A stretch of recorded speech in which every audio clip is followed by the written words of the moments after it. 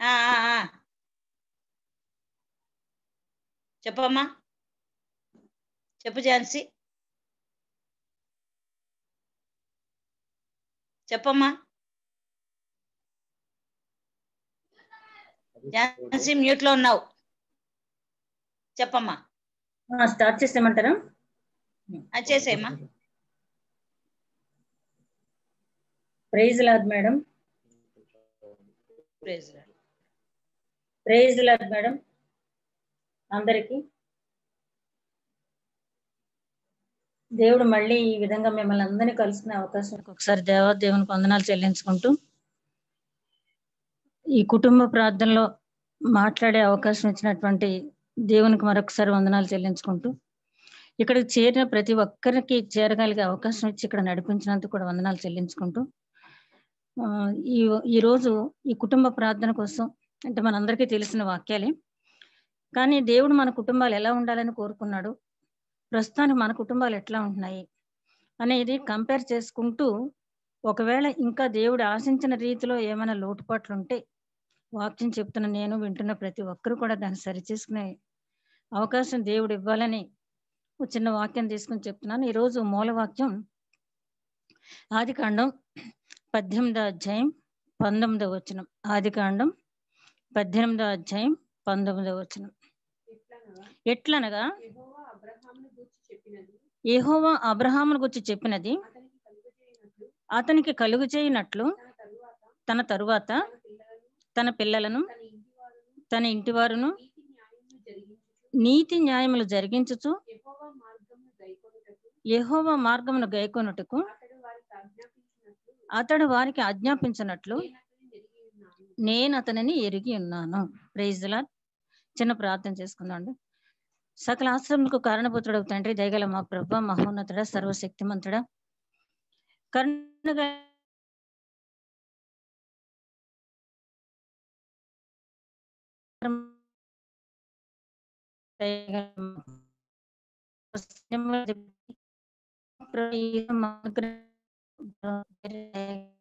నాయన మమ్మల్ని కాపాడుతున్న విధానం బట్టి వందనాలు. అవును ప్రభా, నీ బిడ్డ పాట పాడినట్టుగా దేవుడు మాకు తోడుగా ఉన్నాడు నాయన.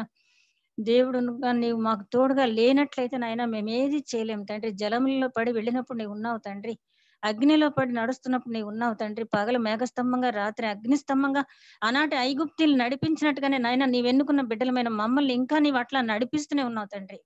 అందుకు మేము యోగ్యులం కాదు, అయినప్పటికీ నువ్వు కరుణగల దేవుడు, కరుణించట్లో అతిశయించే దేవుడు, కనికరించటంలో అతిశయించే దేవుడు. ప్రేమ అనేది నాయన నీ నామమునికి ఘనత తండ్రి.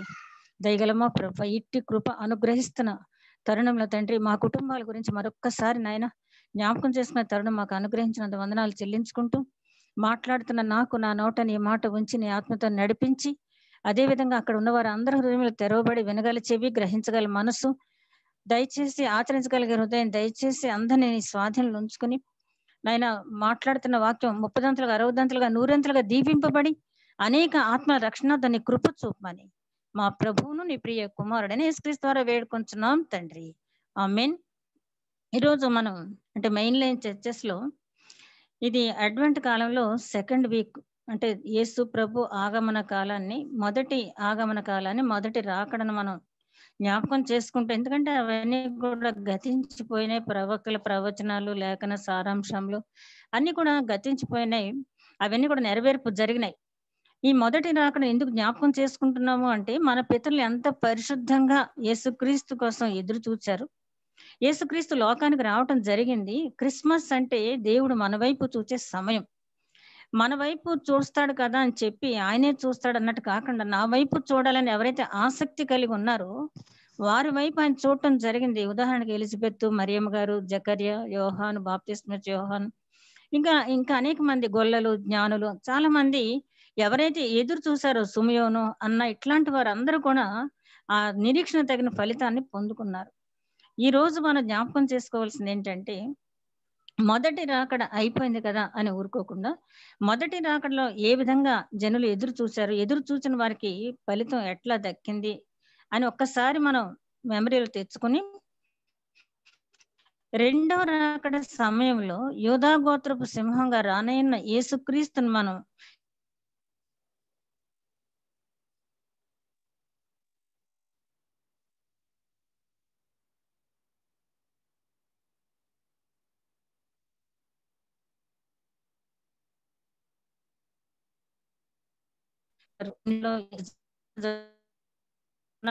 ఈ రెండు ఒకటి జరిగింది, రెండు జరగబోతుంది. ఇది విశ్వాసానికి సంబంధించిన అంశం, సంఘానికి సంబంధించిన అంశం కాదు ప్రియులారా. ఈవేళ మరి కుటుంబ ప్రార్థన ఏర్పాటు చేసుకున్నటువంటి సోదరికి, ఆ కుటుంబ సభ్యులందరికీ కూడా నా కుటుంబం తరపున ధన్యవాదాలు చెప్పుకుంటున్నాను. ఎందుకంటే మన ఆరాధన క్రమంలో కుటుంబ ప్రార్థన అనేది ఉదయకాలం ఎట్లా ప్రార్థన చేయాలి, సాయంకాలం ఎట్లా ప్రార్థన చేయాలి, కుటుంబ ప్రార్థన అనేది ఏ విధంగా జరగాలి, 10 ఆజ్ఞలు, విశ్వాస ప్రమాణం, అదే విధంగా ఒక కీర్తన చదివి మరి ఉపదేశించిన చిన్న వాక్యాన్ని ఉపదేశించి ప్రభువు నేర్పించిన ప్రార్థనతో ముగించుకోవాలని చెప్పి మనకు తెలుసు. అయితే దాన్ని ఈ బిజీ షెడ్యూల్లో ఒక్కొక్కసారి దాన్ని మిస్ అవుతున్నాం. కానీ కుటుంబ ప్రార్థన అనేది చాలా ముఖ్యమైనటువంటి ఆవశ్యకత ఉంది. ఒకప్పుడైతే పగలు ఎలా ఉన్నా నైట్ టైము అందరూ కూడా ఒకే దగ్గర భోజనం చేయటం, ఆ తల్లి తండ్రి పిల్లలకి జరిగిన సంగతులన్నీ ఉదయకాలం నుంచి ఏం జరిగింది అని చెప్పి వారిని అడిగి తెలుసుకుని ఆ పిల్లల ప్రవర్తన ఏదైనా చేయవలసి ఉన్నట్లయితే వాటిని సరిచేయటం అనేది జరిగేది. అయితే దేవుడు ఆశ్రయించి మనకి పెద్ద పెద్ద గృహాలు ఇచ్చాడు. ఇప్పుడు అందరూ కూడా ఎవరి రూమ్ లో వాళ్ళే ఉండి, లేకపోతే అవసరమైతే ఒక్కొక్క రూమ్ లో ఒక్కొక్క టీవీ లేకపోతే ల్యాప్టాప్ ఏర్పాటు చేసుకుని అక్కడే భోజనం చేయటం, అక్కడే నిద్రపోవడం అనేది జరుగుతుంది. కాన్వర్సేషన్ అనేది చాలా తక్కువగానే ఉంటుంది. ఆయన రహస్య అతిథిగా యజమానిగా మన మధ్య ఉండటానికి ఆయన ఆశపడుతూ ఉన్నాడు. ప్రతి భోజన సమయంలో నేను మీ మధ్య ఉంటానని చెప్పి వాగ్దానం ఇచ్చిన తండ్రి ఇప్పటికీ కూడా ఎవరైతే ఆసక్తితో కుటుంబ ప్రార్థన చేస్తూ ఉంటారో వారి మధ్య ఆయన ఎప్పుడు ఉంటాడు. సరే, అసలు వాక్యానికి వస్తే కుటుంబము అనేది దేవుణ్ణి ఎరిగిన వారికి కుటుంబాలు ఉన్నాయి, దేవుని ఎరుగిన వారు కూడా కుటుంబాలు కలిగి ఉన్నారు. అయితే క్రైస్తవ కుటుంబానికి ఉన్నటువంటి ఒక ముఖ్యమైన లక్షణం ఏంటంటే కుటుంబాలతో సహా ఆరాధించమన్నాడు దేవుణ్ణి. మరి కొన్ని ధర్మాల్లో అయితే ఎవరికి ఖాళీ ఉన్నప్పుడు వారు వెళ్ళి దేవుణ్ణి ఆరాధించి వస్తూ ఉంటారు. అట్లా కాకుండా కుటుంబాలతో సహా ఆరాధించమన్నారు. బలి అర్పణ అయినా, సమాధాన బలి అర్పణ అయినా, ఏ అర్పణ అయినా సరే నీ కుటుంబంతో సహా వచ్చి అర్పించమని మనకు ఆజ్ఞ. ఆనాటి రోజుల్లో హెబ్రీలకు అంటే హెబ్రీ సంతానానికి చెందిన వారికి కుటుంబాలు అనేవి ఎట్లా ఉండాలి, కుటుంబ యజమాని బాధ్యతలేంటి, కుటుంబం అంటే ఈ రోజుల్లో భార్య, భర్త, పిల్లలు. అయితే ఆ రోజుల్లో ఇంటి పనివారు, దాసులు అందరూ ఉండేవి. ఇవాళ కూడా మనం చూస్తే కుటుంబాలు చిన్నవిగా ఉన్నా ఇంట్లో నలుగురు పనివారు ప్రతి ఇంట్లోనూ కూడా ఉంటూనే ఉన్నారు. చాకలని, స్వీపర్ అని, లేకపోతే వెసల్స్ క్లీనింగ్ చేయడానికి, లేకపోతే బజార్ పని చేయడానికి డ్రైవర్ అని. ఆ రోజుల్లో ఎంతమంది పనివారు ఉన్నారు, అంతకంటే కూడా దేవుడు దీవించి మనం ఎక్కువగానే కలిగి ఉంటున్నాం. అందుకే పరిశుద్ధ గ్రంథంలో చివరి మానవుడు జీవించే వరకు కూడా ఎవరు ఏ విధి ఎట్లా నిర్వర్తించాలి అనేది మనకి ఇవ్వబడింది. ఫర్ ఎగ్జాంపుల్, యజమాని బాధ్యత అనేది చూస్తే ఆ రోజుల్లో ఇశ్రాయేలీలు ఐగుప్తు నుంచి తిరిగి వచ్చిన తర్వాత వారికి ఆజ్ఞలు ఇచ్చిన తర్వాత వారికి ఇచ్చినటువంటి ఆజ్ఞానుసారంగా నడుచుకోమని చెప్తూ ఎవరు ఏ విధి నిర్వహించాలి, లేవీలు యాజక ధర్మం నిర్వహించాలని నిర్ణయింపబడింది. అలా నిర్ణయించబడక మునుపు అంతకు ముందు మన పితరులైనటువంటి అబ్రహాం కాలం నుంచి కూడా కుటుంబ యజమాని యాజక ధర్మం కూడా నిర్వహించేవాడు. అప్పుడు ప్రత్యేకించి లేవీలు ఎవరు కూడా యాజక ధర్మం నిర్వహించడానికి లేరు. కుటుంబ యజమాని యాజక ధర్మం నిర్వహించేవాడు. ఆదికాండం 12:7 చూస్తే నేను రిఫరెన్స్లు చెప్పి దయచేసి నోట్ చేసుకుని తర్వాత మీరు చూడండి, ఎందుకంటే మనకు సమయం సరిపోదు కనుక. ఆదికాండం 12:7 అబ్రహాంకి దేవుడు ప్రత్యక్షమై, యెహోవా దేవుడు ప్రత్యక్షమై నీ సంతానానికి నేను ఈ దేశాన్ని ఇస్తున్నాను అని చెప్పినప్పుడు వెంటనే అబ్రహాము ఒక బలిపీఠం కట్టాడంట. మమ్రే వృక్షం కింద, సింధూరు వృక్షం కింద మమ్రే వనంలో కట్టిన తర్వాత ఆ తర్వాత 9వ వచనంలో చూస్తే ఆ బలిపీఠం దగ్గర ప్రార్థన చేశాడు. ఎందుకు ప్రార్థన చేశాడంటే తన కుటుంబానికి అంటే తన సంతానానికి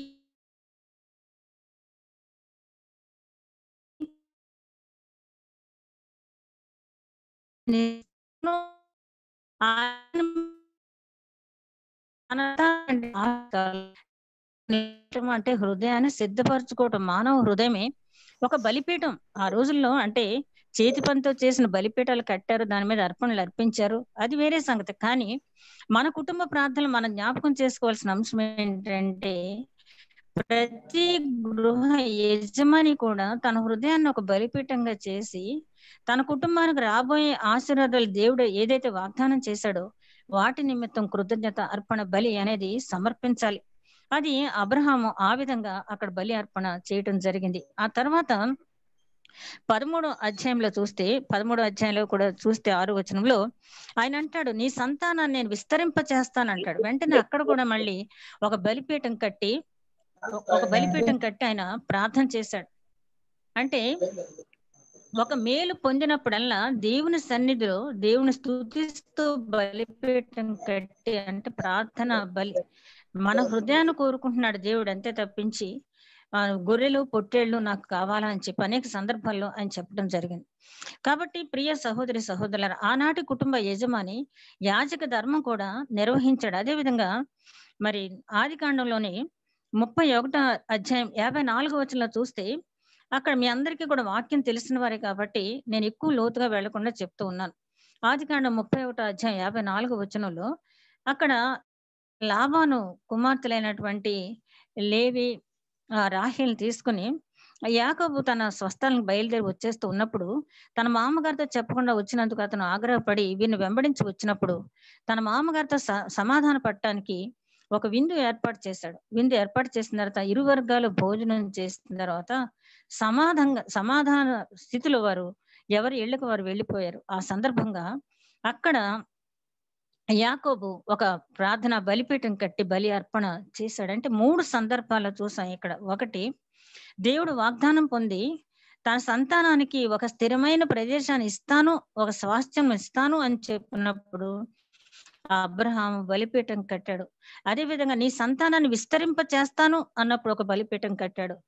యాకోబు సమాధాన స్థితిలో ఒక బలిపీఠం కట్టాడు. ఇలా చూసుకుంటూ వెళ్తే ఆదికాండం దగ్గర నుంచి ప్రకటన గ్రంథం వరకు అనేక సందర్భాల్లో మరి పత్రికా వాక్యాల్లో సువార్తలో బలిపీఠము అని వ్రాయబడకపోయినా దేవుని స్తుతి చెల్లించే సందర్భం మనం మేలు పొందినప్పుడల్లా.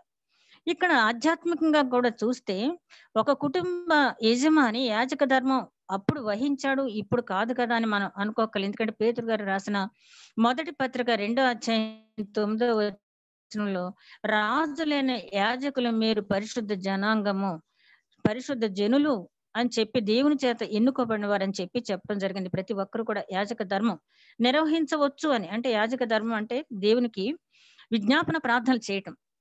అట్లా చేసే బాధ్యత ఇప్పటికీ కూడా కుటుంబ యజమాని మీద ఉంది.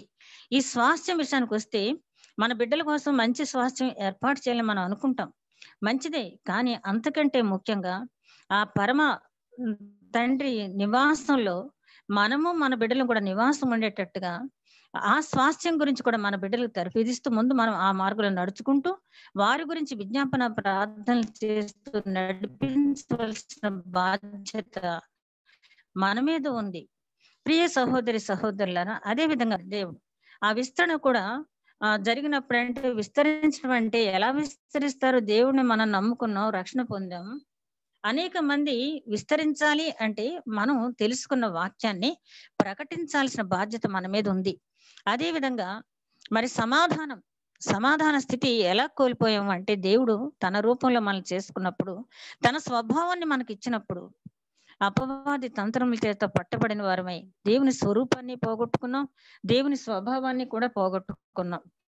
దానివల్ల దేవునితో సమాధాన పడలేనటువంటి స్థితిలో పడిపోయాం. కాబట్టి యేసుక్రీస్తు మధ్యవర్తిగా వచ్చి ఆ సమాధానం మనకు కలుగజేశాడు. కాబట్టి మన బిడ్డలు గాని మనం గాని అసమాధాన స్థితిలో ఉన్నప్పుడు ఇంటి యజమాని బాధ్యత ఏంటంటే, మనుషులకి మధ్య సమాధానం, ఇంట్లో వ్యక్తుల మధ్య సమాధానం, అదే విధంగా ఇంట్లో వ్యక్తులకి దేవుని మధ్య సమాధానం కలిగి చేయడానికి ఎప్పుడు కూడా కుటుంబ యజమాని బాధ్యత తీసుకోవాల్సిన వాడై ఉన్నాడు. యజమాని బాధ్యత కుటుంబంలో చాలా ఎక్కువ ఉంది. క్రైస్తవుడు నిజంగా వాక్యం చదివితే ఆ వాక్యంలో యజమానికి ఉన్నటువంటి బాధ్యత చక్కగా నిర్వహించినట్లయితే ఎంత మంచి పౌరులు మనం తయారు చేయవచ్చో మనం గమనించవచ్చు. అదే విధంగా వాళ్ళకి నామకరణం చేయటం, పేరు పెట్టడం, సున్నతి చేయటం, విమోచన. సున్నతి అంటే మనకు తెలుసు కదా, యేసుక్రీస్తుని 8వ రోజున మరి దేవాలయాన్ని తీసుకువెళ్ళి ఏదో 2 గువ్వలను అర్పించి సున్నతి చేయటం. అదేవిధంగా నామకరణ గబ్రియయేలు దేవదూత చెప్తాడు కదా, పుట్టబోయే బిడ్డకు నువ్వు యేసు అని పేరు పెట్టుదు అని చెప్పి యోసేపుతో చెప్పడం మనకు తెలుసు. అంటే ఆ పేరు పరలోకంలోనే నిర్ణయింపబడిన ఆ పేరుని భూమి మీద పిలిచేవాడు తండ్రి. కాబట్టి యోసేపే యేసు అని పేరు పెట్టడం జరిగింది. అదే విధంగా జకర్యాతో నీకు పుట్టబోయే బిడ్డకు యోహాను అని పేరు పెడతాం అన్నప్పుడు ఆయన పలక మీద ఆ పేరు రాయటం జరిగింది. ఇప్పటికీ కూడా సనాతన ధర్మంలో చాలా సార్లు ఒక పళ్ళెం నిండా బియ్యం పోసి తండ్రితో ఆ ఆ పేరు ఆ బియ్యం మీద రాయిస్తారు. ఒకవేళ ఆ పేరు పెద్దదిగా ఉంటే చిన్న అక్షరాలతో ఆ బియ్యం మీద రాసిన తర్వాత మళ్ళీ పలక మీద కూడా ఆ పేరుని వ్రాయించడం అనేది జరుగుతుంది. అదే విధంగా సున్నతి తర్వాత నామకరణం అయిన తర్వాత విమోచన అంటే జ్యేష్ఠ కుమారుని దేవుడికి అర్పించాలి, దైవ సేవనికి అర్పించాలి. ఒకవేళ మనం దైవ సేవకు కుమారుని అర్పించడానికి మనకు ఇష్టం లేకపోతే, అంటే మనకున్న ఒక్క కుమారుడో లేకపోతే ఇద్దరునో సరే మనం మొక్కుకోలేదు, అయినప్పటికీ కూడా జ్యేష్ఠ కుమారుణ్ణి విమోచించాలంటే ఇప్పటికీ కూడా మన చర్చెస్ లో జరుగుతూ ఉంటాయి. పాట అనేది ఇంతకు పాడుకోండి మా అబ్బాయిని, ఇంతకు మేము అమ్ముదాం అనుకుంటున్నాము వేలం పాట అని ఒక 10,000 అని చెప్పి పాడుకోమంటారంటే విమోచన. జ్యేష్ఠ కుమారుడు దేవునికి చెందినవాడు కాబట్టి జ్యేష్ఠ కుమారుని మనం విమోచించుకోవాలి. ఈ 3 విషయాలు కూడా తండ్రి నెరవేర్చవలసినటువంటి బాధ్యత. సున్నతి, నామకరణ, విమోచన. ఇవి లోక సంబంధంగా ఇప్పుడు నేను చెప్పినవి. ఆధ్యాత్మికంగా చూస్తే సున్నతి అనేది హృదయానికి జరగవలసింది. మన పూర్వీకులు జరిగిన ఆ గిల్గాలు కొండ దగ్గర ఆ సున్నతి గిరి దగ్గర జరిగింది. అది బాహ్య సంబంధమైనటువంటి సున్నతి. తండ్రి చేయవలసినటువంటి బాధ్యత బాహ్య సంబంధమైన సున్నతి చేయటంతో పాటు హృదయ సంబంధమైన సున్నతి బిడ్డలు కలిగి ఉండేలాగా ఎప్పటికప్పుడు బిడ్డలను వాక్యంతో శుద్ధీకరిస్తూ ఉండాలి. అదే విధంగా నామకరణ, మనం ఈ లోకంలో మన బిడ్డలకు పేర్లు పెడతాం. మరి మనకి తెలుసు ప్రకటన గ్రంథంలో నేను ప్రతి ఒక్కరికి కూడా వారికి క్రొత్తగా నామం ఇస్తాను, ఆ పేరు పెట్టి పిలుస్తాను అని చెప్పి మన బిడ్డలు ఆ క్రొత్త నామం చేత దేవుని చేత పిలువబడేటట్టుగా ఆ విధంగా కూడా మనం పెంచాలి. ఇక విమోచన. విమోచన అంటే ప్రతి ఒక్కరూ పాపం చేసి దేవుడు అనుగ్రహించు మహిమను పొందలేని స్థితిలో ఉన్నారని పరిశుద్ధ గ్రంథం చెప్తూ ఉంది కదా. కాబట్టి మన బిడ్డలు లోక సంబంధమైనటువంటి చెడు నుంచి విమోచింపబడి ఆ దైవ సంబంధమైన రాజ్య అర్హత పొందుకునేటట్టుగా ఆ విమోచన కూడా మనం చేయాలి. ఆ తర్వాత తగిన బోధ చేయాలి. నేను కొంచెం స్పీడ్ గా వెళ్తున్నాను, ఎందుకంటే ఒక 1/2 hour లో మనం కుటుంబ ప్రార్థన కాబట్టి వాక్యం తెలిసిన వాళ్ళే కాబట్టి నేను రిఫరెన్స్లు మాత్రం చెప్పుకుంటూ వెళ్తున్నాను. ముందు మనం యాజక ధర్మం జరిగించాల్సిన ధర్మాన్ని జ్ఞాపకం చేసుకున్నాం. తర్వాత నామకరణం, సున్నతి, విమోచన. ఇక 3వ స్టెప్కి వచ్చేటప్పటికి తండ్రి తగిన బోధ చేయగలిగిన వాడై ఉండాలి. తండ్రి తగిన బోధ చేయగలిగిన వాడై ఉండాలి. ఇందాకే చదివాం మనం మూల వాక్యం ఆదికాండం 18వ అధ్యాయం 19వ వచనంలో అబ్రహామును నేను ఎరుగుదును ఎట్లాగంటే రాబోయే తరములకు దేవుని కార్యాలు అబ్రహాము వివరించడం బట్టి, అంటే ఎంతగా తన బిడ్డలకు వివరిస్తాడో అంతగా నేను అతన్ని ఎరుగుదును. అంటే నువ్వు ఎంత తరతరాలకి వెళ్ళేటట్టుగా నీ బిడ్డలకు నువ్వు వాక్యం వివరించి చెప్పగలిగితే తరతరాలు నీ బిడ్డలు దీవించబడతారు. తరతరాలు కూడా నీ పేరు అట్లా నిలబడి ఉంటుంది ఆ సంతానానికి. అది అక్కడ అర్థం. కాబట్టి తగిన బోధ తగిన సమయంలో చెయ్యాలి. నిర్గమకాండం 12వ అధ్యాయం 26వ వచనంలో కూడా చూస్తే అక్కడ పస్కా బలి జరిగే విధానం గురించి వ్రాయబడి ఉంటుంది. అక్కడ ఇంటి యజమాని ఆ పస్కా బలి గురించి వివరించి చెప్పాలి. ఆ పస్కా బలి పశువు గురించి వివరించి చెప్పాలి. ఇప్పుడు రోజుల్లో అయితే ఆ పస్కా బలి పశువు యేసుక్రీస్తే కాబట్టి ఆ యేసుక్రీస్తు మన కోసం చేసినటువంటి బలియాగ సమర్పణ గురించి మనం చెప్పాలి. రొట్టె ద్రాక్షరసం తీసుకునేటప్పుడు పవిత్రమైన హృదయంతో మనము మన బిడ్డలు సమీపించేటట్లుగా వాటి విలువ వారికి తెలిసేటట్టుగా ఆ రొట్టె తీసుకునేటప్పుడు ఇది యేసుక్రీస్తు శరీరము, మన కోసం సమర్పింపబడినటువంటి యేసుక్రీస్తు శరీరము. ఆ ద్రాక్షారసం నా కోసం నా దేవుడు చిందించినటువంటి రక్తం అని చెప్పి ఆ బిడ్డలు తెలుసుకునేట్లుగా మనం ఉపదేశించాలి. ఆ రోజుల్లో అయితే అప్పటికి అది జరిగి ఉండలేదు కాబట్టి ఆ పస్కాను గురించి వారు వివరించారు. ఇప్పటికీ కూడా లెంట్ డేస్ లో లాస్ట్ సప్పర్ డే ఆ పస్కా గురించి మనకి ఎందుకు ఉపదేశిస్తున్నారంటే ఇప్పుడు మనం తీసుకుంటున్నటువంటి ఆ కమ్యూనియన్ యొక్క విలువ మనం తెలుసుకుని ఆచరించాలని. అదే విధంగా అదే నిర్గమకాండంలో 13వ అధ్యాయంలో 14వ వచనంలో అంటాడు, నీవు ఆ పండుగలు ఆచరించేటప్పుడు బలి అర్పించేటప్పుడు కూడా నీ పుత్రుడు, నీ కుమారుడు ఇది ఏమిటి, ఇది ఎందుకు చేస్తున్నావు అని అడిగినప్పుడు ప్రతిదీ వివరించి చెప్పాలి. నువ్వు ప్రతిదీ వివరించి చెప్పాలి. నీ బిడ్డకు నువ్వు ఎప్పుడు కూడా నీకెందుకులే, ఇది నీకు అనవసరం, నువ్వు పెద్దవాడు అయిపోయావు, పెద్ద పెద్ద మాటలు మాట్లాడతావు, నీకు ఇది అనవసరం అని చెప్పి బిడ్డల్ని ఎప్పుడు కూడా అనకూడదు. కానీ ప్రముఖ సైకాలజిస్ట్ అంటాడు జేన్ పియాజే, ఎప్పుడు కూడా పిల్లల్ని చిన్న మనుషులుగా చూడకండి. పిల్లలకు వేరే సైకాలజీ ఉంటుంది, వారికి వేరే మనస్తత్వం ఉంటుంది, దాన్ని గౌరవిస్తూ పెంచండి అంతే తప్పించి ఏదో చిన్న పిల్లాడు చిన్న మనిషి అని ట్రీట్ చేయొద్దు అని చెప్పి మన పరిశుద్ధ గ్రంథం ఆ తొలినాళ్లలోనే చెప్పడం జరిగింది. ప్రతి విషయం కూడా నీ బిడ్డలకు వివరించి చెప్పాలి. తగిన బోధన నువ్వు చేయవలసినటువంటి బాధ్యత నీకు ఉంది. అదే విధంగా బిడ్డల్ని ప్రేమించాల్సిన బాధ్యత కేవలం క్రమశిక్షణలో పెడత మాత్రమే కాదు, కానీ బిడ్డల్ని ప్రేమించాల్సిన బాధ్యత కూడా ఉంది.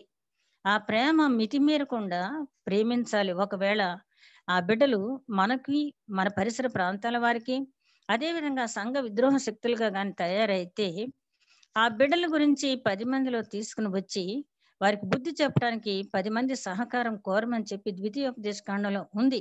నీ బిడ్డలు తప్పు చేస్తే సమాజంలో తీసుకురా, ఒకవేళ చెప్పిన మాట వినక ఎదురు తిరిగితే వాళ్ళని రాళ్లతో కొట్టి చంపాలని చెప్పి మనకు ద్వితీయోపదేశ కాండంలో, అంటే ఏ తండ్రి బిడ్డను చంపలేరు, కానీ అంటే అట్లాంటి కఠినమైన శిక్ష ఆ బిడ్డకు ఇవ్వాలి. ఆ రోజుల్లో అయితే ఆ శిక్ష అమలు చేశారు. ఇప్పుడు 1 or 2 చిల్డ్రన్ కాబట్టి ఎంతమంది ఉన్నా, 10 మంది ఉన్నా, 11 మంది అన్నా అది తండ్రికి అసాధ్యమైన పని. కాబట్టి చేయవలసిన పని ఏంటంటే శిక్ష, నీ బాలుని శిక్షించు. వాడు చనిపోవాలని కోరుకోవద్దు, కానీ వాడు ఆత్మ పాతాళానికి పోకుండా ఉండేటట్టు నువ్వు శిక్షించు అన్నాడు సామెతల గ్రంథకర్త. కాబట్టి నీ బిడ్డ మీద ప్రేమ అతని ఆత్మ పాతాళానికి పోకూడదు. నీ బిడ్డ మీద ప్రేమ అతని ఆత్మను నిత్య జీవానికి నడిపేటట్టుగా ఉండాలి తప్పించి హద్దులు మీరిన ప్రేమ అనేది ఉండకూడదు. ఉన్నట్టయితే దానివల్ల అనేక రకాలైనటువంటి దుష్పరిణామాలు అనేవి ఎదురవుతాయి. అందుకని మన సంఘ సంస్కర్త మార్టిన్ లూథర్ గారు సందర్భంలో అంటారు, పిల్లలకి క్రమశిక్షణ అనేది చాలా అవసరం అని చెప్పి ఎక్కువగా భావించిన వ్యక్తి ఆయన చాలా క్రమశిక్షణలు పెంచేవారంట పిల్లల్ని. ఒకసారి ఒకానొక సందర్భంలో ఆయన భార్యతో అంటాడు, ఆయన నా నా బిడ్డ చనిపోయినా నేను సంతోషిస్తాను, కానీ క్రమశిక్షణ రాహిత్యమైన ఒక క్రైస్తవ బిడ్డ నా ఇంటి నుంచి నేను వదిలిపెట్టలేను అని చెప్పి ఆయన క్రమశిక్షణకి ఎంత ప్రాధాన్యత ఇచ్చాడు. అంటే బిడ్డలు చాలా ప్రేమించాడు, ఆయన చాలా ప్రేమించాడు. కానీ ఆ మన ప్రేమ వల్ల ఆ బిడ్డలు నష్టపోకూడదు, సమాజం నష్టపోకూడదు. అది మనం మెయిన్ గుర్తు పెట్టుకోవాల్సినటువంటి అంశం. అదే విధంగా ఒక యజమానికి గృహ నిర్వాహకత్వం అనేది చాలా, నేను అంటే కుటుంబ పునాదన కాబట్టి కుటుంబానికి సంబంధించిన మాటలే చెప్తూ ఉన్నాను ఇక్కడ. ఒక కుటుంబ యజమాని, యజమానురాలు, పిల్లలు, భార్య, భర్త ఉండవలసిన రీతి, తీసుకోవాల్సిన బాధ్యతలు అనేవి. ఇప్పుడు మనం చూసేది గృహ నిర్వాహకత్వం అంటే బయట యజమాని సంపాదించుకుని రావటం, తల్లి ఇంట్లో వండి పెట్టడం సర్వసాధారణంగా జరిగేది. కానీ క్రైస్తవ కుటుంబానికి చెందినటువంటి యజమానికి ఒక బృహత్కరమైనటువంటి బాధ్యత ఉంది. ఏంటంటే సంపాదించి పెట్టడమే కాదు, కానీ దేవుని గురించి బోధించాలి. దైవ ఆజ్ఞానుసారంగా నడుచుకుంటూ మాదిరికరమైన జీవితం జీవిస్తూ బిడ్డలకు బోధించాలి. ఇట్లాంటి వారిలో మనం మొదటగా జ్ఞాపకం చేసుకోవాల్సిన నోవాహుని. 100 సంవత్సరాలు దేవుని మాటను ప్రకటించాడు. సువార్త అని అక్కడ వాడబడలేదు, కానీ దేవుని మాటను ప్రకటించాడు. ప్రకటిస్తూ అందరూ హేళన చేస్తున్నా, అవమానపరుస్తున్నా కూడా ఆ చితిమాను సారక ఆ చెక్కతో ఓడ నిర్మించాడు. ఆయన ఓడ నిర్మించాడు. తన పనిలో తాను నిమగ్నమై ఉంటూనే పిల్లలకి దేవుని గురించి ఎంత చక్కగా వివరించి చెప్పాడంటే ఆయన ఆ వివరించి చెప్పడం అనేది ఎంత సక్సెస్ఫుల్ గా చెప్పాడంటే ఆ ఓడలో ప్రవేశించే అవకాశం ఆ ఒక్క కుటుంబం వారే పొందుకున్నారు. నోవహు కుమారులు ముగ్గురు, కోడళ్ళు ముగ్గురు. అదే విధంగా నోవాహు ఎనమండుగురు ఆ అవకాశాన్ని పొందారు. అంటే ఒక మంచి గృహ నిర్వాహకుడుగా ఆయన కార్యక్రమాన్ని సక్సెస్ఫుల్ గా నిర్వహించాడు. అదే విధంగా అబ్రహాంను కూడా మనం గమనించినట్లయితే బిడ్డను పెంచుట్లో చాలా మంచి శ్రద్ధ వహించినట్టుగా మనం చూస్తాం. ఒక గృహ నిర్వాహకుడు అతను బిడ్డను, అదే విధంగా తన భార్య పట్ల, తన పనివారి పట్ల ఎంత శ్రద్ధ కలిగి ఉన్నాడో అబ్రహాం జీవితాన్ని మనం పరిశీలించినప్పుడు మనం గమనించగలం. అదే విధంగా గృహ నిర్వాహకత్వంలో యోసేపును కూడా చూస్తే పరాయి దేశంలో ఉన్నాడు, ఐగుప్తు దేశంలో ఉన్నాడు. అయినప్పటికీ కూడా తన బిడ్డలను చాలా భక్తిగా ఎఫ్రాయిము మనిషి ఎఫ్రాయిము చాలా భక్తిగా పెంచాడు. వారు అర్ధగోత్రాన్ని స్వాస్థ్యం పొందుకునే అర్హత వాళ్ళు పొందుకున్నారంటే, నువ్వు ఎన్ని పనుల్లో ఉన్నా చాలా మంది రోజులో చెప్పేది ఏంటంటే, నాకు ఖాళీ ఉండదండి, నేను ప్రొద్దుట వెళ్తే నేను ఏం 12 గంటలకు వస్తాను, పిల్లల గురించి చూసుకోవాల్సిన బాధ్యత నా భార్యదే కదా. ఒకవేళ భార్య కూడా ఎంప్లాయ్ అయితే వాళ్ళ కోసం ట్యూటర్స్ని పెట్టాం కదా, వాళ్ళ గురించి కేర్ టేకర్స్ని పెట్టాం కదా అని చెప్పి అంటారు. నిజమే, దేవుడు దీవించిన కొద్దీ పెట్టుకోవచ్చు. కానీ నీ కేర్ టేకర్ కానీ, లేకపోతే నువ్వు నియమించినటువంటి ట్యూటర్ కానీ నీ బాధ్యతను నువ్వు నిర్వహించినంత బాగా వాళ్ళు నిర్వహించలేరు కదా. కాబట్టి ప్రతి గృహ యజమాని కూడా గుర్తుంచుకోవాల్సిన అంశం ఏంటంటే, గృహ నిర్వాహకత్వం అనేది సమర్థవంతంగా చేయాలి. నువ్వు బయట ఎన్ని పనులు చేసి వచ్చినా, ఈ దావీదు రాసినటువంటి సంకీర్తన 127, 128 కూడా మనం చూస్తే, 128 సంకీర్తనలో చూస్తే, ఆశీర్వాదాలు దీవెనలు ఇంటికి తీసుకొచ్చేది తండ్రి. దాన్ని అభివృద్ధి చేసి ఆ అభివృద్ధి ఫలాలు అందించవలసిన బాధ్యత తల్లిది. కాబట్టి ఇంటి యజమాని, నువ్వు కలెక్టర్గా ఉన్నా, లేకపోతే ఒక దేశ ప్రధానిగా ఉన్నా, ఒక రాష్ట్ర ముఖ్యమంత్రిగా ఉన్నా, వాట్ ఎవర్ ఇట్ మేబీ, నువ్వు ఏ స్థానంలో ఉన్నా కూడా గృహ నిర్వాహకత్వం, స్టీవర్డ్షిప్ అంటాం కదా, గృహ నిర్వాహకత్వం అనేది చాలా ముఖ్యమైనటువంటి అంశం. ఎవరైతే సక్సెస్ఫుల్ గృహ నిర్వాహకుడుగా ఉంటారో వారి కుటుంబం ఎప్పుడు కూడా నువ్వు ఎంత సంపాదించావన్నది కాదు, కానీ నీ గృహాన్ని ఎలా నడుపుకున్నావు అనేది ముఖ్యం. ఎంత సంపాదించావు అనే దానికంటే కూడా సంపాదన ముఖ్యమే, కానీ నువ్వు సంపాదించిన దాన్ని ఏ విధంగా, పిల్లలు చాలా మంది అనుకుంటారు నేను సంపాదించేది వాళ్ళ కోసమే కదా, రాత్రి పగలు కష్టపడుతున్నాను కదా అని చెప్పి వాళ్ళు సమర్థించుకుంటారు. నేను మరి ఇంతకు ముందు చెప్పిన 2 weeks లో ఏదైనా చెప్పానేమో ఆ వాక్యం, నాకైతే గుర్తులేదు. కానీ ఒక పిల్లవాడు తండ్రి ఆ పిల్లవాడు లేచేటప్పటికి బయటకు వెళ్ళిపోయాడంట. వచ్చేటప్పటికి ఈ కుర్రవాడు నిద్రపోయి ఉండేవాడు. సరే ఇలాగ గడిచిపోయింది. ఒకసారి బర్త్‌డే వచ్చింది. "నీకేం గిఫ్ట్ కావాలి నాన్న" అని చెప్పి అడిగాడంట. అంటే, "నువ్వు రోజుకి ఎంత సంపాదిస్తావు నాన్న" అని చెప్పి అడిగాడట. అడిగితే అతను చెప్పాడు, "నేను రోజుకి ఇంత సంపాదిస్తానని." వెంటనే ఆ కుర్రవాడు తన పాకెట్ మనీ దాచుకున్న డబ్బులను తీసి తండ్రి చేతిలో అది ఉంచి, "నాన్న నాకేం గిఫ్ట్ వద్దు గానీ, నీ రేపు సంపాదించే సంపాదన నీకు నేను ఇచ్చేసాను కదా, రేపంతా నాతోనే ఉండు డాడీ. బర్త్‌డేకి నువ్విచ్చే గిఫ్ట్ అంతకంటే నాకేమీ అక్కర్లేదు. అదే పెద్ద గిఫ్ట్ నాకని" చెప్పి అన్నాడంట. ఈవేళ నేను వాక్యంలో దగ్గర చదివితే, క్రిస్మస్ కానుకలు ఎంతోమంది ఎన్నో మనకిస్తారు. కానీ క్రీస్తు సన్నిధి మనం అనుభవించలేకపోయినప్పుడు, క్రీస్తు మనతో ఉన్నాడనే భావం మనకు లేనప్పుడు, క్రీస్తు సన్నిధిని మనం ఆస్వాదించలేకపోయినప్పుడు, ఆ విలువైన కానుకలన్నీ ఎంత ఖరీదైన చీర కట్టినా, ఎంత ఖరీదైన వస్తువు వేసుకున్నా, ఎంత ఆర్భాటమైన వంటలు మనం చేసుకున్నా, మన గృహంలో క్రీస్తు ఉన్నాడు, మన హృదయంలో క్రీస్తు ఉన్నాడు, మన జీవితంలో క్రీస్తు ఉన్నాడు అనే భావం మనకు లేనట్లయితే అవన్నీ కూడా దండగే అని చెప్పి ఒక భక్తుడు రాసిన సెంటెన్స్ మార్నింగ్. నిజమే కదా, మనం ఎన్ని చేసుకున్నా కూడా ఆ క్రైస్ట్ సెంటర్డ్ గా ఉండాలి తప్పించి, క్రీస్తు లేని జీవితం, క్రీస్తు లేని వేడుక, క్రీస్తు లేని సంబరం అంతా కూడా వ్యర్థమే. కాబట్టి ఒక సక్సెస్ఫుల్ గృహ నిర్వాహకుడుగా ప్రతి యజమాని ఉండాలి.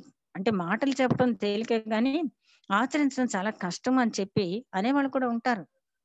నిజమే, కష్టమే. కానీ ఆ కష్టాన్ని ఇష్టంగా చేసినప్పుడు అది మనకి కష్టమని అనిపించదు. ఒకసారి అబ్రహాం లింకన్ గారు, ఆయన తన గురించి తాను రాసుకున్న మాటలో ఒక చక్కని మాట ఆయన రాయటం జరిగింది. "నేను దేశాధ్యక్షుడిగా ఉండి ఆ సీట్లో ఉండి ఆనందించే సమయం కంటే, నా బిడ్డను ఒళ్ళో కూర్చోబెట్టుకుని నా చేత్తో భోజనం తినిపించేటప్పుడు నేను చాలా తృప్తి పొందుతాను. అది నా బిడ్డ కోసం ఆనందింప చేయటాన్ని నేను చేసే పని కాదు గానీ, నేను ఆనందపడటానికి, నేను పూర్తిగా నా జీవితం సాఫల్యం చెందింది అని చెప్పి, నేను ఆనందపడటానికి చేసే పని" అని చెప్పి. ప్రియ సహోదరి సహోదరులారా, విశ్వాసులారా, ఒక అమెరికన్ ప్రెసిడెంట్ కంటే మనం ఏం ఎక్కువ వారం కాదు. అంతకంటే బిజీ షెడ్యూల్ మనకి ఉండదు. కానీ మనం అనుకుంటాం, ఒక్కొక్కసారి ఇక్కడ టైం లేదని చెప్తాం. గంటల తరబడి చాటింగ్ చేసేవారున్నారు. గంటల తరబడి ఫ్రెండ్స్ తో మాట్లాడేవారున్నారు. ఇలా వృధాగా, అంటే వారికి ఇష్టమైన పని చేయడానికి సమయం ఉంటుంది. కానీ పిల్లల దగ్గరికి వచ్చాడు, పిల్లలతో కాన్వర్సేషన్ అనేది అదే ఇప్పుడు మనకి ఎక్కువ లోపించింది. ఏంటంటే పిల్లలతో కాన్వర్సేషన్ అనేది చాలా తగ్గిపోయింది, కారణాలు ఏమైనా కానీ. కాబట్టి ఒక సక్సెస్ఫుల్ గృహ నిర్వాహకుడు ఎప్పుడు కూడా కాన్వర్సేషన్ అనేది చాలా ముఖ్యం. ఈ కాన్వర్సేషన్ విషయానికి వచ్చేటప్పటికి, ఈ ఒక తండ్రిని కుమారుని మనం ఉదాహరణ తీసుకుంటే, నాకైతే, అంటే చాలా మందిని ఉదాహరణ తీసుకోవచ్చు. నాకైతే అనిపించింది, యాకోబు యోసేపుని గురించి మనం ఆలోచిస్తే, యాకోబుకి ఉన్నటువంటి కుమారులు, చిన్న కుమారుడు అంటే బెంజామిన్ కంటే పెద్దవాడు, లాస్ట్ బట్ వన్ ఇతను. అయితే అన్నగారులందరూ కూడా ఈ గొర్రెల కాపుదలకు వెళ్ళినప్పుడు వాళ్ళకి కావాల్సిన ఆహార పదార్థాలు అన్ని అందించడానికి వెళ్తూ ఉండేవాడు. వృద్ధాప్యంలో పుట్టాడు కాబట్టి యోసేపుని చాలా ప్రేమించాడు యాకోబు.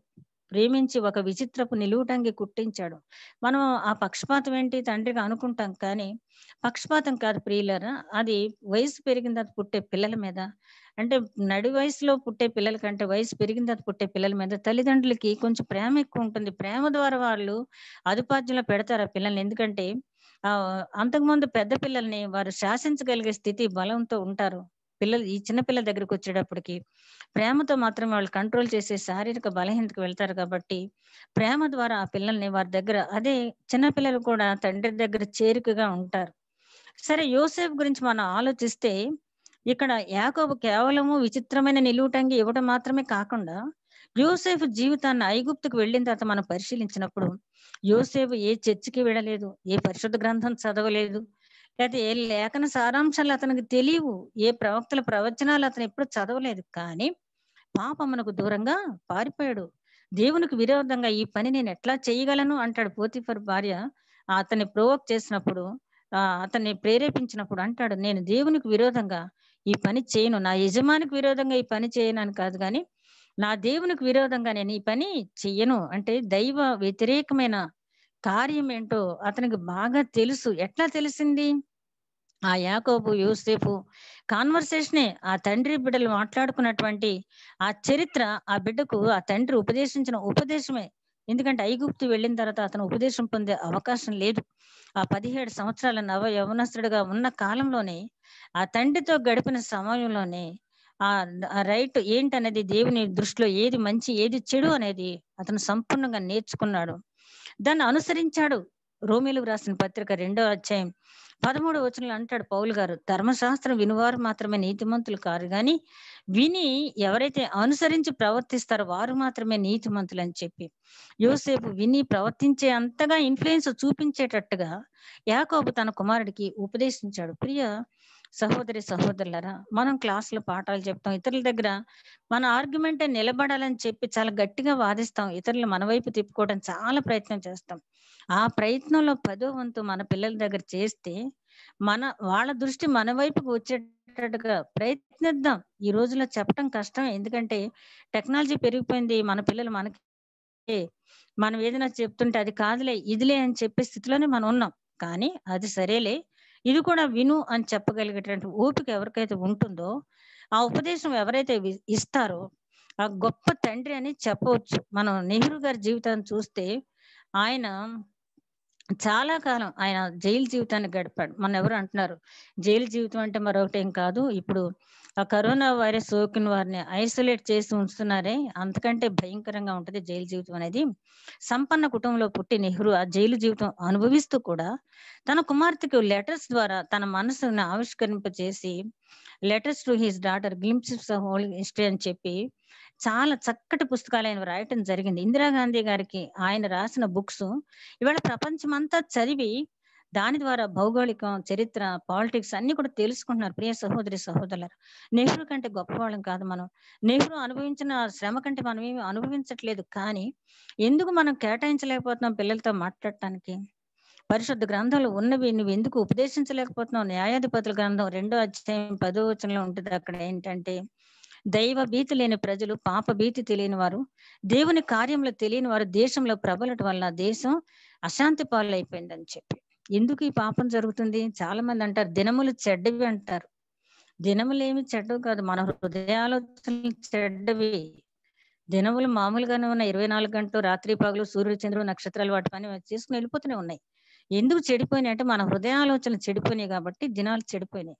కాబట్టి ప్రియ సహోదరి సహోదరులారా, ఒక క్రైస్తవ యజమానిగా నువ్వు చేయవలసింది మెయిన్ ఉపదేశం. నీవు ఉపదేశం మాత్రమే కాకుండా ఆ ఉపదేశం వాళ్ళు ఫలించిందా లేదా? కొండ మీద ప్రసంగం తర్వాత యేసుక్రీస్తు ఆకలితో ఉన్నవారు పెట్టడానికి మీ దగ్గర ఏమైనా ఉన్నాయా అని అడిగారు ఆయన. నిజంగా రాళ్ళను ఆహారంగా చేసి పెట్టగల దైవ కుమారుడు ఆయన. ఎందుకు అడిగాడు అంటే, జాలి, కనికరం, దయ గురించి నేను ఎంతసేపు చెప్పాను. ఎవరైనా అర్థం చేసుకున్నారా లేదా, ఇంప్లిమెంట్ చేస్తారా లేదా టెస్ట్ చేయడానికి మాత్రం ఆయన అడిగాడు. ఒక చిన్న బిడ్డ 2 చేపలు 5 రొట్టెలు ఉన్నాయని తీసుకొచ్చి ఇవ్వటం జరిగింది. ఆ ఒక్క బిడ్డ దగ్గర మాత్రమేనా? చాలా మంది దగ్గర ఉండొచ్చు. కానీ విన్న వెంటనే ఇంప్లిమెంట్ చేశాడంటే చిన్న బిడ్డ మనస్తత్వం ఉండాలి దేవుని రాజ్య ప్రవేశానికని, అది వేరే టాపిక్. సరే, మనం ఉపదేశించి ఆ బిడ్డలు అది ఫాలో అవుతున్నారా లేదా అని కూడా మనం చూడవలసిన అవసరం ఉంది. అలాగే ఒక క్రైస్తవ యజమాని చేయవలసినటువంటి పని, నువ్వు మోకరించి ప్రార్థన చేయి, నిన్ను నీ బిడ్డ అనుకరిస్తాడు. దావీదు ఉదయమునే నా కంఠస్వరం ఎత్తేదను అంటాడు. నువ్వు ఎప్పుడైనా ఉదయం కంఠస్వరం ఎత్తి నీ బిడ్డలకు ప్రార్థన అది నేర్పించిన ప్రయత్నం చేసావా? యోబు 1:10 చూస్తే అక్కడ అపవాది అంటుంది, అయ్యో యోబు నేను ఏం చేయగలను, అతను కలిగిన దాని చుట్టూ, అతని కుమారులు కుమార్తెల చుట్టూ నువ్వు కంచె వేసేసావు కదా, నీ ఆ కంచెని దాటి నేను ఎట్లా వెళ్ళగలను అని చెప్పి అడుగుతుంది. మనం మన ప్రార్థన ద్వారా మన బిడ్డలు బయటకు వెళ్ళేటప్పుడు కంచె వేయగలుగుతున్నామా? అట్లాంటి కంచె మనం వేయగలిగినట్టే ఏ కరోనా వైరస్ కానీ మరి ఏ వైరస్ కానీ మన బిడ్డలను తాకటానికి కూడా భయపడదు. అట్లాంటి కంచె మనం వేయగలగాలి. ప్రార్థన కంచె అనేది చాలా బలమైంది. అపవాది డైరెక్ట్ గా అంటుంది, ఆ కంచె దాటి నేను వెళ్ళలేకపోతున్నాను కదా అని చెప్పి. అట్లాంటి కంచె మనం వేయగలగాలి. ఇంకా చూడగలిగితే చాలా క్యారెక్టర్స్ ఉన్నాయి బైబిల్లో యజమాని నిర్వహించే పాత్రలు. ఎంతసేపు ఇప్పటి వరకు యజమాని పాత్రే చెప్పాను కదా. మరి యజమానురాలి బాధ్యత ఏంటి? ఉపదేశించవలసిన బాధ్యత యజమానురాలకు లేదా అంటే, ఆ సామెతల గ్రంథం 1:8 చూస్తే, నీ తండ్రి ఉపదేశమును నీ తల్లి బోధను త్రోసివేయకము, అవి నీకు కంఠహారములుగా ఉంటాయి. కంఠహారం అంటే చిన్నప్పుడు ఇప్పుడు ఎవరు పెట్టట్ల, పట్టెడ్లు అనేవాళ్ళు. కంఠానికి గట్టిగా పట్టేస్తుండేవి అవి. ఆ కంఠం అటు కుడికి గాని ఎడమకి గాని తిరగకుండా గట్టిగా పట్టి ఉండేవి. నరాల బలహీనత వచ్చిన పెద్దవాళ్ళు ఎక్కువగా ధరించేవాళ్ళు, ఆడవాళ్ళు అవి. మరి అయితే మన ధర్మశాస్త్రం నుంచి కుడికి గాని ఎడకి గాని తిరగకుండా ఉండాలంటే ఉపదేశం అనే కంఠహారం మనం ధరించాలి అని అక్కడ సామెతల గ్రంథకర్త భావం. అట్లా ఉపదేశించిన స్త్రీలలో మనం హన్నాను గురించి తెలుసుకోవచ్చు. హన్న ఉపదేశించిన దాన్ని బట్టి ఆ బాలుడైన సమూయేలు వెంటనే మొక్కుకున్నాడు దేవుని సన్నిధిలో. అదే విధంగా ఉపదేశించే స్త్రీలలో ముఖ్యంగా చెప్పాలంటే యోకేబేదును గురించి యోకేబేదు గురించి తెలుసు కదా. మోషే అహరోన్లు మిర్యాముల తల్లి ఆమె. యోకేబేదు భర్త పేరు అమ్రాం. ఇద్దరు కూడా మంచి వంశాన్ని నుంచి వచ్చిన వాళ్ళే, మంచి గోత్రం నుంచి వచ్చిన వాళ్ళు. యోకేబేదు అంటే యెహోవా మహాత్మ్యము గలవాడు అని అర్థం. అలాగే అమ్రాం అంటే అనుభవం లేనివాడు అని అర్థం. అంటే దైవ సంబంధమైన ఎక్స్పీరియన్స్ లేని వ్యక్తి అమ్రాము. అతను చేసిన మంచి పని ఏంటంటే మంచి దైవభక్తి కలిగినటువంటి స్త్రీని చేసుకున్నాడు. యోకేబేదు అంటే యెహోవా మహాత్మ్యం గలవాడు. అంటే మనం పరిశుద్ధ గ్రంథంలో చూస్తే ఎవరి పేర్లైనా కూడా తల్లిదండ్రులు పెట్టిన పేరు కంటే కూడా వారి జీవన శైలిని బట్టి, వారు జీవించిన విధానాన్ని బట్టి, వారు సాధించిన కార్యాలను బట్టి వారికి ఆ పేర్లు పెట్టడం జరిగింది. ప్రవక్తల పేర్లైనా మరి పరిశుద్ధ గ్రంథంలో చాలా మంది పేర్లు అట్లాగే పెట్టబడినాయి. యోకేబేదు జీవిత చరిత్ర చూస్తే ఆమె మరి ఐగుప్తు దేశంలో బానిసత్వం దశలో ఉన్నప్పుడు ఆమె 3 బిడ్డల్ని కూడా, 2 ప్రవక్తలుగా, కుమార్తెను ప్రవక్తనిగా ఆమె పెంచగలిగిందంటే బానిసత్వ సంఖ్యలు కూడా ఆమె పెంపకానికి ఆటంకం రాలేదు. ఎంతగా ఉపదేశించిందంటే వారు ఇశ్రాయేలీల ఆ బానిసత్వాన్ని తొలగించడానికి నాయకత్వం వహించారు. ప్రియ సహోదరి సహోదరులారా, అదే విధంగా ఎలిజబెత్ తీసుకుంటే ఎలిజబెత్ జీవిత చరిత్ర మన పరిశుద్ధ గ్రంథంలో ఉన్నది తక్కువే. కానీ ఎలిజబెత్ గురించి మనం ఆలోచించినప్పుడు ఆ జుట్ట అరణ్యంలోకి వెళ్ళి బాప్తిస్మా యోహానికి ఆమె ఉపదేశించిన ఉపదేశం చాలా గొప్ప ఉపదేశం. రిఫరెన్స్ బుక్స్ లో మనం చూస్తే, కాబట్టి ఆయన అట్లాగా గద్దించగలిగాడు, ప్రకటించగలిగాడు. అదేవిధంగా మరియమ్మ గారు కూడా యేసుక్రీస్తు మనుషుల దయందును దేవుని దయందును వయసు ఎందును జ్ఞానం అందును ఎదిగి వర్ధిల్లాడంటే ఆమె ఇచ్చిన ఉపదేశమే దానికి కారణం. అందరూ అట్లాగే ఉన్నారంటే పరిశుద్ధ గ్రంథంలో లేయాని తీసుకుంటే మనం, ఆమెకు ఒక కుమార్తె ఉంది దీనా. ఆమె బయటకు వెళ్ళి షికారుకు వెళ్ళి ఆమె శీలమును కోల్పోయిన తర్వాత అతని అన్నదమ్ములు వెళ్ళి అక్కడ ఉన్నటువంటి ఆ హివ్వీయుల్ని చంపడం జరిగింది. ఆ షేకెము బిడ్డలను కూడా. ఎందుకు జరిగింది ఇది అంటే ఆ లేయ తన కుమార్తెను అనుకున్నట్టుగా పెంచలేకపోయింది. ఇదే సందర్భంలో యెఫ్తా కుమార్తెను చూస్తే తండ్రి మొక్కుకున్న దాన్ని ఆచరించమని చెప్పినటువంటి గొప్ప పెంపకం పెంచగలిగాడంటే యెఫ్తా భార్య కూడా సహకరించింది. అదే విధంగా ఒక తల్లిని మనం పరిశుద్ధ గ్రంథంలో చూస్తే జెరూషా అనే ఆమెను చూస్తే హామాను భార్య. ఆమె తప్పు సలహా భర్తకి చేంజ్ చేసిందంటే ఒకే రోజున తన భర్తని 10 మంది కుమారుల్ని కూడా కోల్పోయింది. అదే విధంగా మన పరిశుద్ధ గ్రంథం మొత్తం మీద ఒకే ఒక చెడ్డ తల్లి ఉంటుంది. చెడ్డ తల్లులు కూడా ఉంటారా అనుకుంటాం. ఒకే ఒక చెడ్డ తల్లి మాదిరి ఉంచడానికే వీరి జీవిత చరిత్రలు మన పరిశుద్ధ గ్రంథంలో పొందుపరచబడ్డాయి. అతల్య అనే ఆమె సింహాసనం కోసం కుమారుల్ని మనవుల్ని కూడా చంపేసినట్టుగా మనం చూస్తాం. ప్రియ సహోదరి సహోదరులారా, ఇవన్నీ కూడా మనం చూసినప్పుడు సక్సెస్ఫుల్ ఫాదర్స్ కూడా కొన్ని సందర్భాల్లో ఫెయిల్యూర్ తీసుకున్నారు. లోతు జీవితం పరిశీలిస్తే తనకు తానుగా నీతిమంతుడిగా ఉన్నాడు, కానీ తన భార్యను ఆ మార్గంలో నడిపించలేకపోయాడు. కాబట్టి ఆమె ఉప్పు స్తంభం అయిపోయింది. ఆ పిల్లలు ఇద్దరు కూడా దైవ వ్యతిరేకమైన సంతానాన్ని లోకానికి ఇవ్వటం జరిగింది. లోతు నీతిమంతుడే, కానీ అతని నీతిమత్వం పిల్లలకి భార్యకి ఇవ్వలేకపోయాడు. అలాగే నోవహు కూడా కొంతకాలం యథార్థవంతుడిగా ఉండి కృప పొందాడు, కానీ తర్వాత చూస్తే అతను ద్రాక్షారసం త్రాగి మృత్యుడై తన బిడ్డలకు శాపం తెచ్చే తండ్రిగా మిగిలిపోయాడు. అదేవిధంగా దావీదు దేవుని హృదయానుసారుడు అయినప్పటికీ కూడా మార్గదర్శకం వహించలేనటువంటి తండ్రిగా అనేక భార్యలు ఉపపత్నులు కలిగిన వాడై తన కుమారులకి ఆ మార్గంలో నడిపించలేకపోయాడు. ఫలితంగా సొలొమోను అనేక మంది అన్య స్త్రీలను చేసుకున్న వారు రాజు హృదయాన్ని బహుదేవత ఆరాధన వైపు తిప్పినట్టుగా మనం చూస్తాం. ఫరో కుమార్తె మొదలగు వారు. అట్లాగే చాలా మంది మన పరిశుద్ధ గ్రంథంలో కొంతకాలం ప్రవక్తలు కూడా, వాళ్ళకు కూడా ఎక్సెప్షన్ లేదు.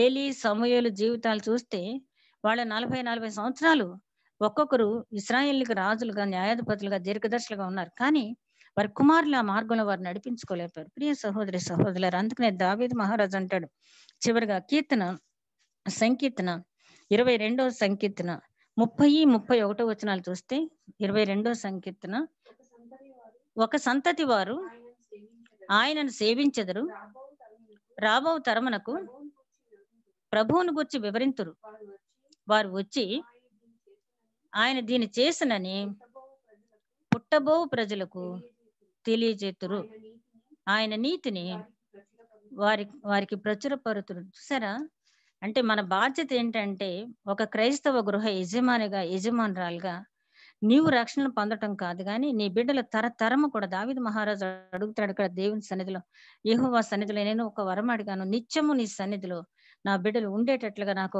వరము తండ్రి అని అడుగుతాడు. అట్లాంటి వరాన్ని, వాగ్దానాన్ని పొంది సాధించుకునే యజమానులుగా ఉండాలి. అదేవిధంగా సంకీర్తన 71 17 వచనం నుంచి 19వ వచనం వరకు, దేవా బాల్యము నుండి నీవు నాకు బోధించుచూ వచ్చితివి, ఇంతవరకు నీ ఆశ్చర్య కార్యములు నేను తెలుపుతూనే వచ్చితిని.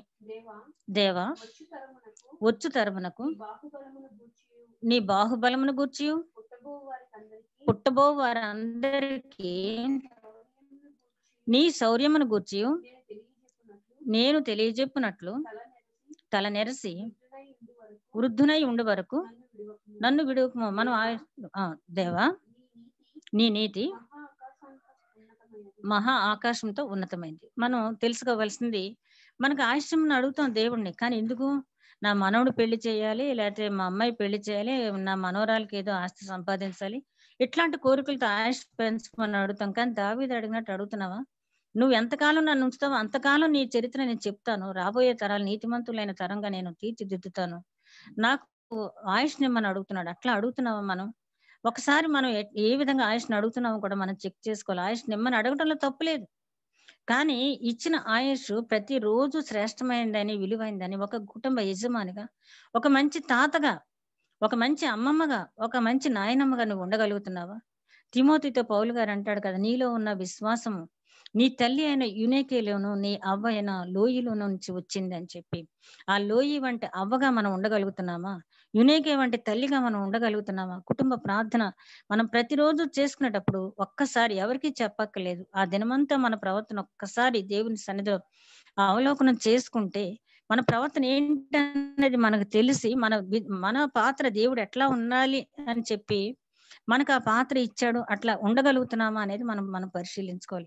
ఎవరు అతీతులు కారు, ఏదో సమయంలో తప్పిపోతాం, కానీ ఎవరి దగ్గర మనం క్షమాపణ అడగక్కర్లేదు. కానీ దేవుని సన్నిధిలో క్షమాపణ అడిగి, ప్రభువా ఇక ముందు నేను ఇట్లా ప్రవర్తించకుండా కాపాడు తండ్రి, నా బాధ్యత నెరవేర్చేటట్టు ఉంచు తండ్రి అని చెప్పి మనం అడిగినప్పుడు మంచి పౌరులు మనం తీర్చిదిద్దగలుగుతాం. అదే చివరిగా కీర్తన 78:8లో కీర్తన 78:8లో ఒకే వచనం, మీ పుత్రులు 78:8 ఆయన యాకోబు సంతతికి శాసనములు 8వ వచనం. అంటే మీ పుత్రులు అడిగినప్పుడు మీరు చెప్పాలి దేవుడు చేసిన ఇశ్రాయేలు సంతతికి ధర్మశాస్త్రం అనుగ్రహించను మన పితరులు తమ పుత్రులకు దానిని తెలుపవలనని వారికి ఆజ్ఞాపించను. తండ్రులు ఎవరైతే ఉన్నారో అక్కడ ఒక్కసారి, తండ్రులే కాదు తల్లిలే కాదు, ఒక్కసారి ఇది ఆజ్ఞ. మన పిల్లలకి దేవుని గురించి చెప్పడం, దేవుని ఆజ్ఞల గురించి చెప్పడం, ప్రార్థన విజ్ఞాపనలు చేయటం అయితే ఆజ్ఞ. ఆజ్ఞానుసారంగా నడుచుకుంటున్నాం అనుకుంటున్నాం, ఎంతవరకు నడుచుకుంటున్నాం మనం పరిశీలించుకోవాలి. చివరిగా ఆ రోజులో ఉన్నట్టే దాసీలు మనకున్నారు.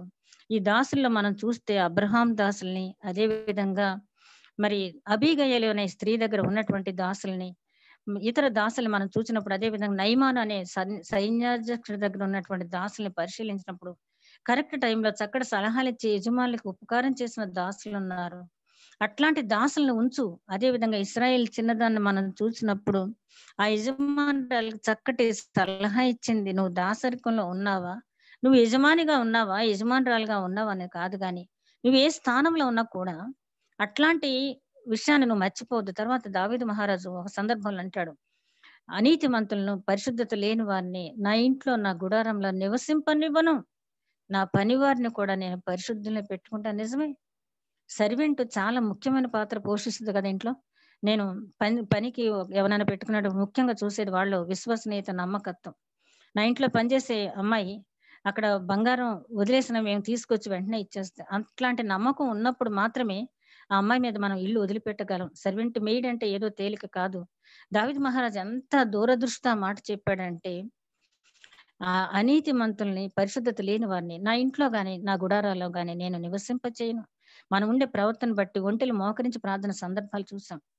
అనేక సందర్భాల్లో యజమాని అనుసరించే వారిని మనం చూసాం. ప్రియ సహోదరి సహోదరులారా, ఈవేళ కుటుంబ ప్రార్థన ఏర్పాటు చేసుకున్న కుటుంబంతో పాటు మనం కూడా ఒక్కసారి మన కుటుంబాల్లో మన పాత్రలు ఏ విధంగా పోషిస్తున్నాం, దేవుడు మనకి ఈ పాత్రలు ఎట్లాగిచ్చాడు, ఒక భార్యగా ఎట్లా ప్రవర్తించాలి, ఎఫెసీయులకు రాసిన పత్రిక 5వ అధ్యాయం అంతా చూస్తాం. మనం ఒక భార్యగా ఎట్లా మనం ఉండాలి అనేది సామెతల గ్రంథం 31వ అధ్యాయం 10వ వచనం నుంచి 31వ వచనం వరకు యెహోవా యందు భయభక్తులు కలిగిన స్త్రీ కొనియాడబడును అని చదువుతాం కదా. ఆ భయభక్తులు గల స్త్రీగా మనం ఉంటున్నామా? భర్తగా నువ్వు ఉంటున్నావా? పిల్లలుగా నీకు ఇచ్చిన ఆజ్ఞను నువ్వు పిల్లలుగా నెరవేరుస్తున్నావా? ఒక్కసారి మనం చెక్ చేసుకుందాం. అట్టి కృప దేవుడు మనకు అనుగ్రహించును గాక. ఆమేన్.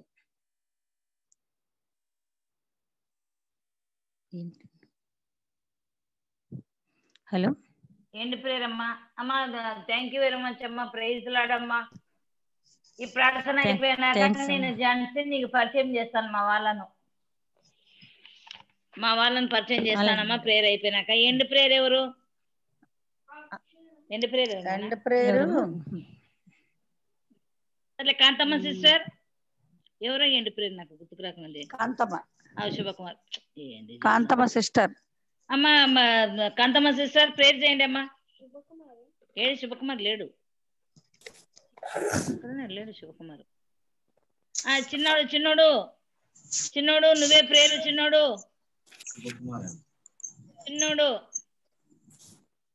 హలో, నువ్వే చిన్నోడు ప్రేయర్. అత్త వినపడుతుంది అత్త?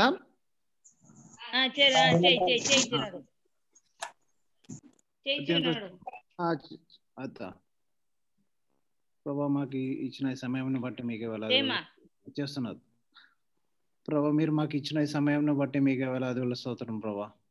అందరం మీ సన్నిధిలో కూడి మిమ్మల్ని ధ్యానించి మీ వాక్యంను పంచుకొని మీ ప్రేమలో ఉండే కృపను అనుగ్రహించినందుకు మీకు వేలాది స్తోత్రం ప్రభా. ప్రతి వారం ఈ విధంగా నడిపిస్తున్నందుకు మీకు వేలాది స్తోత్రం ప్రభా. మమ్మల్ని అందరినీ మీ ఆత్మీయతలో ఏకం చేసి మీ స్వార్థ వ్యాప్తి కొరకు మమ్మల్ని వాడుకోమని వేడుకుంటున్నాం ప్రభా. మీ చిత్తానుసారంగా మీ మహిమలో మమ్మల్ని అందరినీ, మీ రెండో రాకడలో మమ్మల్ని అందరినీ చేర్చుకోబోతున్నందుకు మీకు వేలాది స్తోత్రం ప్రభా.